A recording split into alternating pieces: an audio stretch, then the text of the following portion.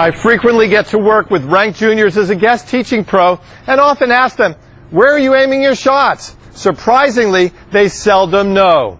Sure, they know they're hitting cross-court or down the line as a general direction, but specifically where? The second tactical key is a close cousin to high shot tolerance, but specifically identifies the high percentage target areas of tennis.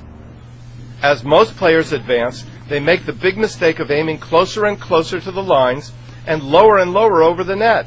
In truth, however, the targets to aim for depend entirely upon court position. The first target to identify is when Kalindi is hitting from the middle half of the baseline and behind it. Her primary target is the deep quadrant cross court, and the center of it is the bullseye target identified by a donut.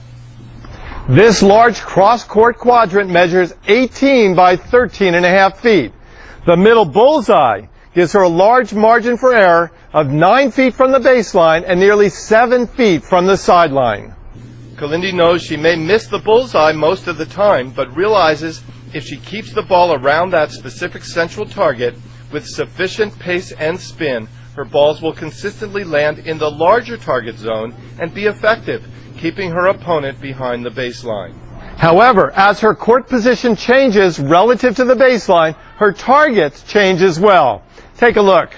First is when she is able to move inside the baseline. From there, her target is more aggressive, especially if she can contact the ball above the height of the net. Now Kalindi's targets are either down the line or cross court, and they are closer to the sidelines, the outside quarters of her opponent's backcourt area. She can also approach the net,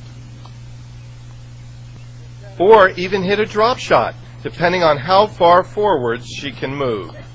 Now Kalindi has been pulled wide as well as inside the baseline. In this situation, she has yet another option in addition to the ones we just listed.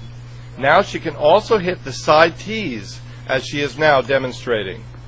Now let's cover the final baseline court position, namely when she has to retrieve a shot that is both wide and deep. Now she is hitting from the outside quarter of the baseline, but deep behind it.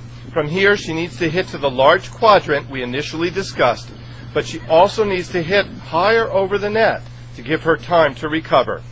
Well done, Kalindi.